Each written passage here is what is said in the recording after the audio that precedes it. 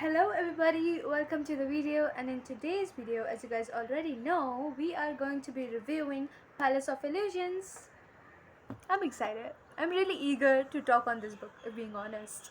Like I just completed the book, not just I completed it yesterday or day before, and I am so eager and I want to talk about it because I have no one to talk about.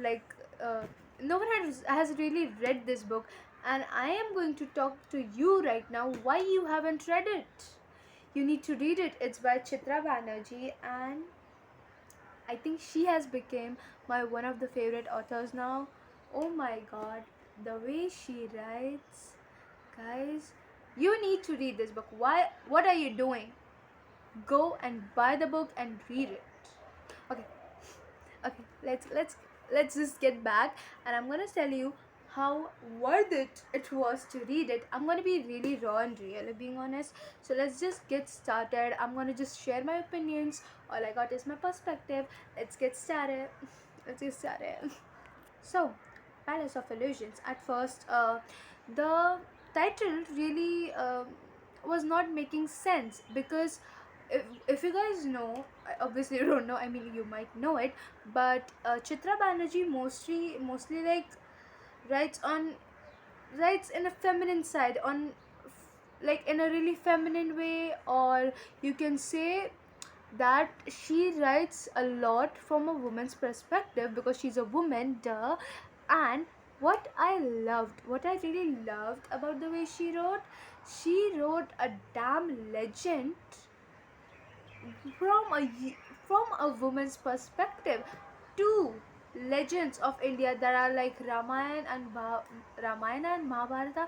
They are like the most legit, the oldest literature, the oldest art, and the most oldest legend we have about gods or about beings. And I used to feel like, I didn't really get them. Ramayana and Mahabharata. I mean, like, yeah, my grandparents are watching, let me watch it, or like, who cares? But then I like, started to get a little interested uh, in this book because I saw it, I guess, on my For You page, and I was like, I need to read this, man. And I'm so glad I picked it up. Like, I actually first read The Forest of Enchantments, and if you guys have no idea what I'm talking about, I'm so sorry. Um, so basically, Chitra Banerjee actually writes from a woman's perspective, right? So in Mahabharata, we are right now talking about Palace of Illusions. So she wrote the whole epic Mahabharata in Draupadi's perspective, and I didn't knew Draupadi so well. I only knew the dice incident because it was really famous. The legend was really famous, right? And everybody knows it. But nobody knew her life. I mean, I didn't knew it. Duh. I just got to know it after reading this book, and I got to learn so many perspectives.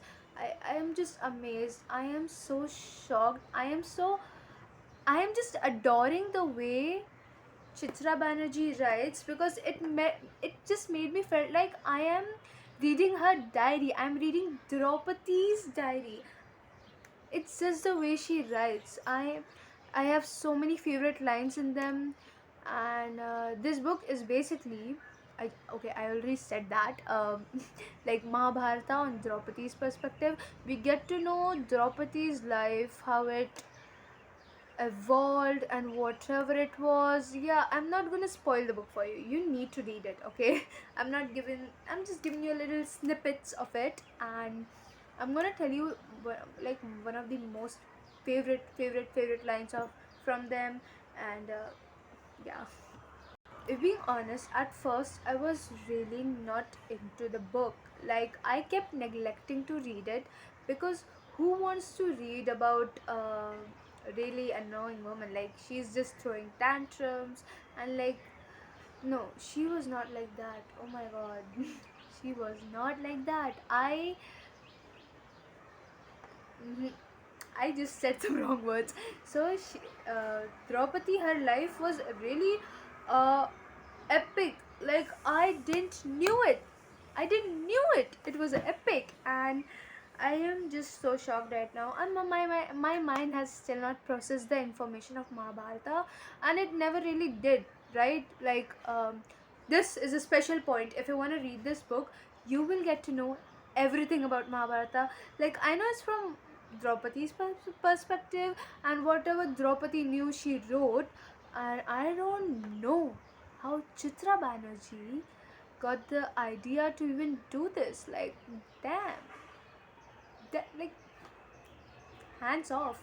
And the most special thing about this book is like, for me, okay, I learned so many perspectives firstly, and finally I understood the epic, the legend Mahabharata, because it was just so confusing, right? So many cousins, what are they fighting on, blah blah blah. I just, so many Pandavas, and then there is this blind king. That's all I knew, and I was a kid there. So, but okay, but I love the way she just presents a whole, like, there is a chart here.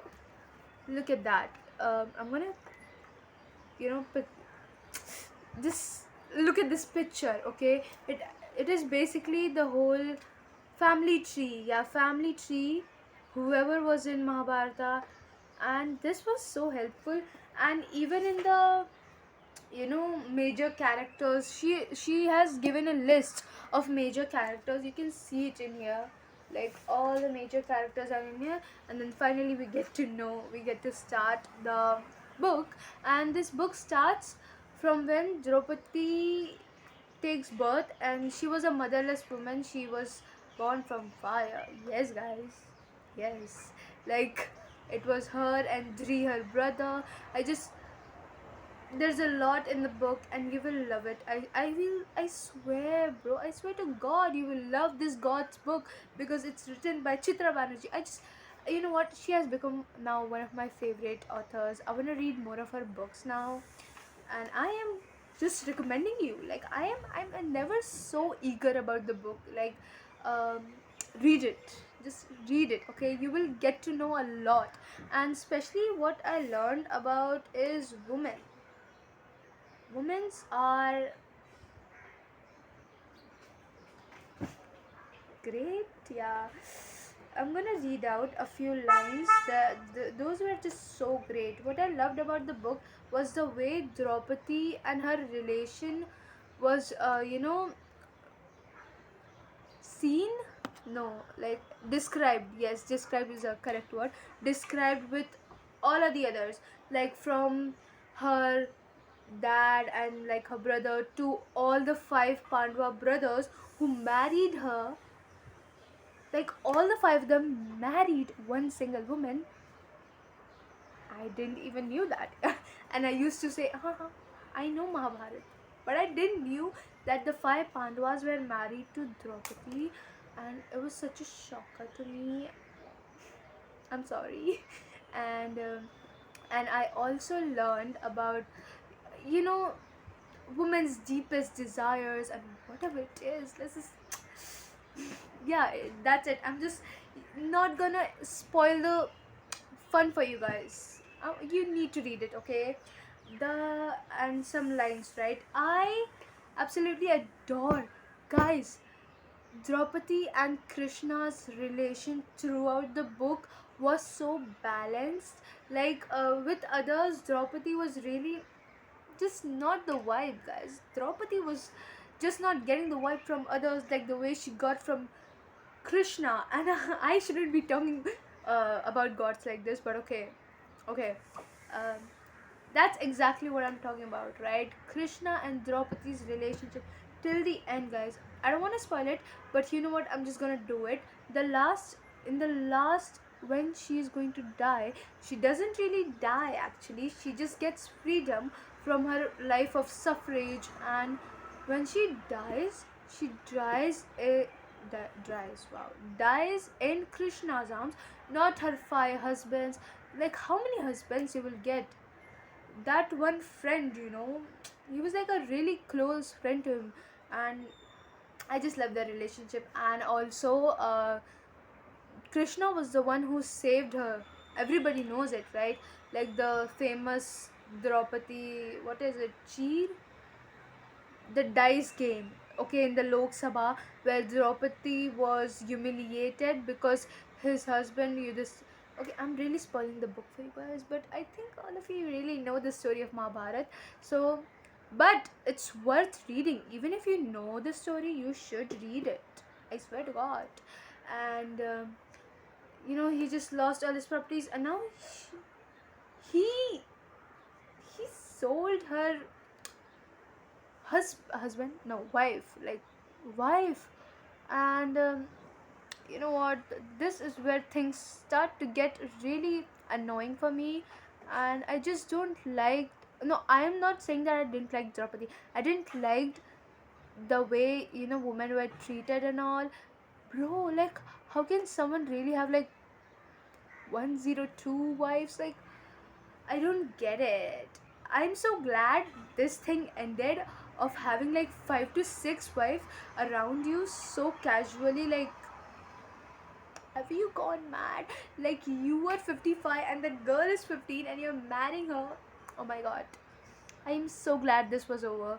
I'm so glad I was born in this generation because I get to read this book. And you know what? The generation type of thingy, okay? I just know that most of the younger generation are not really interested in watching or like reading or that all that Mahabharat, because it's actually so confusing to read the whole Mahabharat. It's in Sanskrit.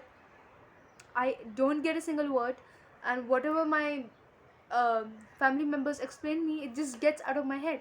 But this time, when I read the book peacefully, I just felt so touched with it, especially Draupadi's, you know, behavior throughout the book didn't really change. It did change, but it didn't really change. At the starting, she was like this teenage girl living in a really beautiful palace, and now she's really excited to get married. And you know how, like, back in the days, everyone was so richy, and she was one of the richy person. And I absolutely love, those palaces, like the palace thingy. I wish I had a palace, guys. I like, even Sita, even in Forest of Enchantments. I think like palace are so beautiful. And uh, the book is on Palace of Illusions, which was actually, okay, I'm not gonna spoil this. No. This is something that you should discover, that how did the book got the name, and you will get it in like some middle, I think, yeah, here. And yeah, concluding, Draupadi's life was really evolving, you could say, really inspiring. Yeah, like, kind of, she was actually known as the first feminist in the whole Indian literature, because she was the one who was really bold. And that is what I liked about Draupadi since the start, okay, of the book. You can see how she used to be really bold even when she was young and till now. And that's what caused the Mahabharata, being honest. And she used to say whatever she wants to say. She doesn't used to fear anyone. And she was really like, मैं अपनी मन की सुनूंगी kind of thing. And I think that's what kind of ended her in a lot of suffrage. But she learned a lot, and she was such a strong woman, I swear to God. And I love the little jealousy she had, with all the um five brothers. And obviously, like, she's a woman, and in this book we are talking about women, so obviously we're talking about their relations. So I love the way she described the relation really, like, beautifully, or of like Yudhishthir, Arjun, Sahadev, Nakul. Beam was my favorite Pandava, if being honest. Like, I love her. Okay, I'm really gonna like spoil everything for you guys. This is where the things get interesting and spicy, and I'm spoiling this for you. No. If you want a summary actually for of this book, I can actually give you that. Just comment down. And overall, she was a legend. That's it. She was one of the women who changed the history. That's it. Like she was, in the history there are really less number of women who change history. Like you can say Sita did it a little bit, but Draupadi, she caused Mahabharat. Mahabharat was the largest war, and you know what I really realized, war war is never the solution, because I felt so terrible at the end. Like the ending chapters are mostly about how the war occurred. Obviously, how how would it not end in war? So like, man, I didn't want to spoil it. Like so many people were killed, and what? For what, guys? For what these people were even killed? For a damn palace? I know how beautiful it was, but for a damn throne, you are killing so many people for your ego. For your ego, man. Draupadi had some ego. I'm not gonna lie. She was really like a, what do you say, high standard kind of woman. Like baddies. Yes, she was a baddie. I don't know, more than a baddie, to be honest. And at the end, you know what this book taught me? Women's are not meant to suffer. Okay, you choose to suffer. That's it. That's it, guys. I am gonna read out some of the most favorite, like my favorite lines. I have underlined them with a damn pencil. Okay, let me read them. And honestly, the favorite lines started to get me when I was like after the middle. And bro, what just angered me so much was the boon. Okay, I just read that. Okay, boon that he gave Vasya, who was a priest, and later you get to know a really damn big thing. You know what? I feel like so many things here are so unbelievable. Like I feel like this cannot happen in real life, but that's what the where the fun is, guys. This is what we call fiction. I don't know if the Mahabharata is real or something. I feel like it's real, and yeah, I think it's real. Yeah, I think it's real, but like, there were some things that really struck me, that oh my god, can this really happen? Where are my beautiful lines? I cannot see even single of them. Oh great. Okay, I'm gonna find them for you guys. Oh my god, the main plot, guys. You know what? In the starting, the book gave me like so many butterflies. It was basically a book about women, right? So we watched Draupadi literally like growing up when she was a young woman. The way she used to giggle, and I just when the Swayambar happened and all that. I'm really spoiling the book, but it was just so many cute moments, and I just get those butterflies. I just love it. I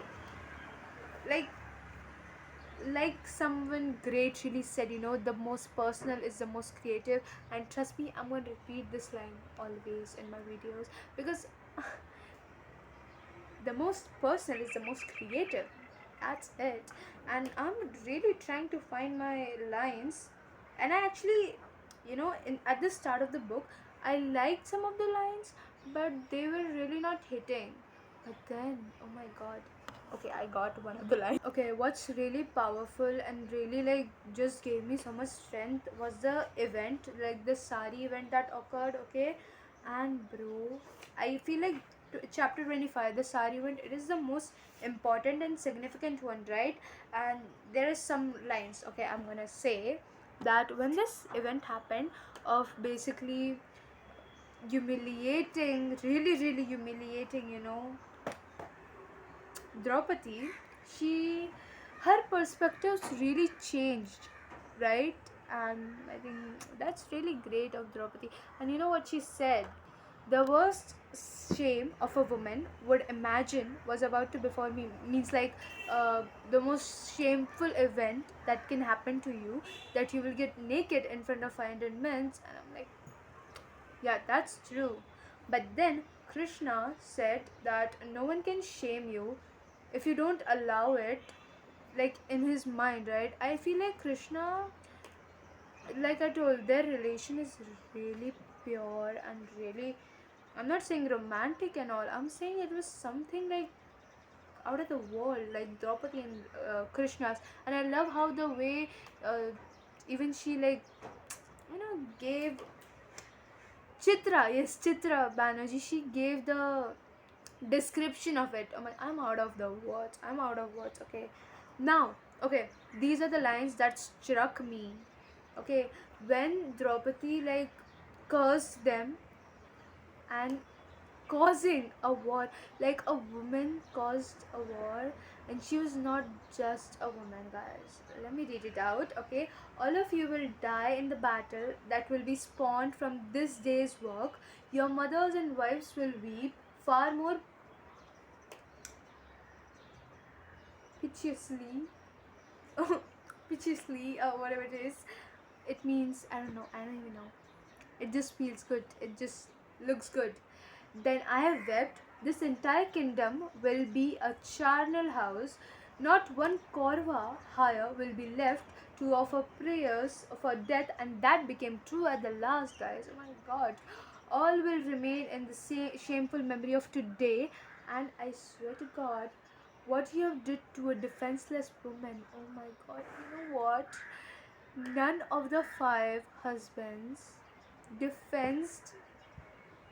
Oh my god. Imagine having five damn husbands and not getting. Okay, I get it. You know what? I get it. And even Draupadi got it. Like, this is another thing that struck me, right? The perspective of men. Okay, we as women, we don't like really see each other different and all, but we should, because these men, I'm not at all claiming, okay, it's in the book. Okay, what struck me was she wrote that क्या लिखा हुआ है? As far as my men can love, there were other things they loved more. What other things, guys? Obviously, like they loved it because like the five damn husbands had more wives, like out of here and there. I don't know. You know what? I get so mad when there are so many husbands and wives in the same marital, and it's just so confusing. I don't get how people used to live earlier. I need to calm down. um, they loved more their notions of honor, of loyalty towards each other. Like, as you guys know, the five Pandava brothers, they were like a unity, right? And they could not go against each other. They were really loyal to each other. Their reputation, yes, men's reputation, guys. Oh my god, men's reputation. And they were so much, they were like just so much important than Draupadi's suffering. Even Karna, Brooke Karna, like you'll get to know him in the in the preceding chapters, whatever it is. So in even Karna didn't nobody supported her. Even the, what do you say, her Sasuma, yeah, Kunti. Oh my god, this woman. You know what, Kunti?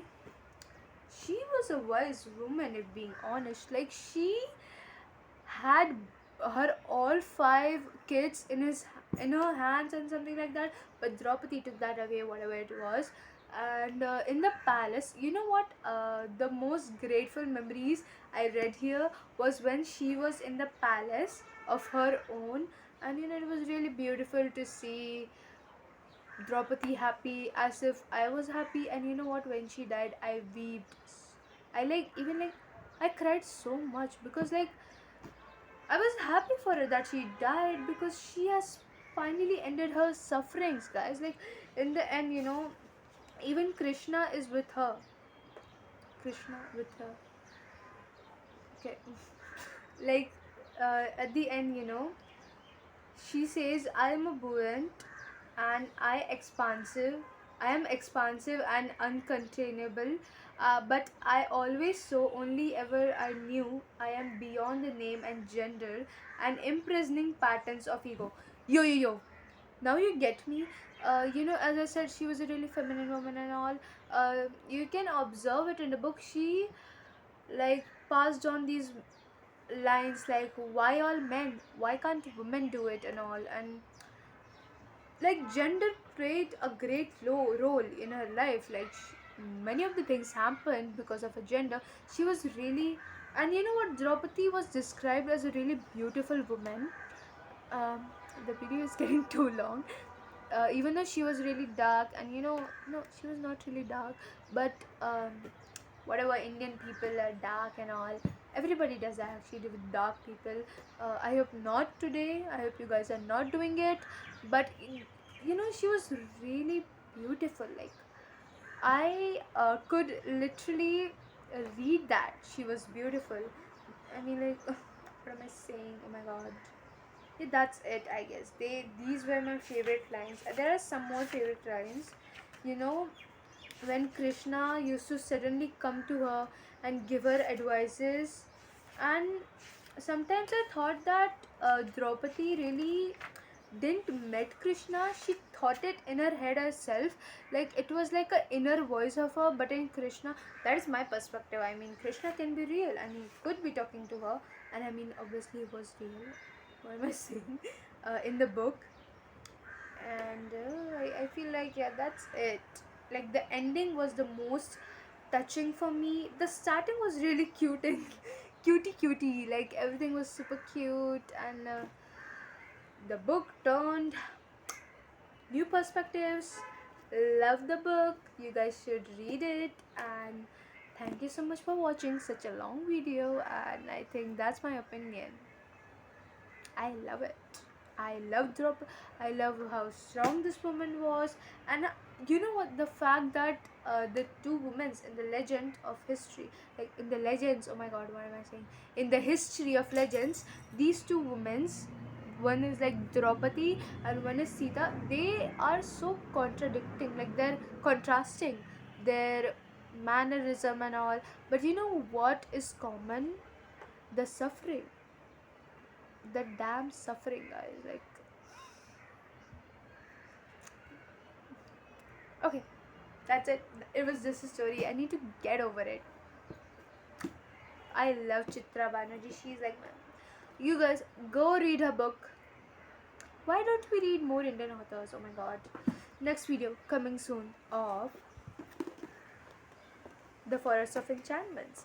And I feel like I liked this one a little bit more. Maybe it taught me a lot of lessons. This was like a good escape, and it was really fun reading it, and I did learn things from it, like a lot of things again about men, because it's Chitra Banerjee, guys.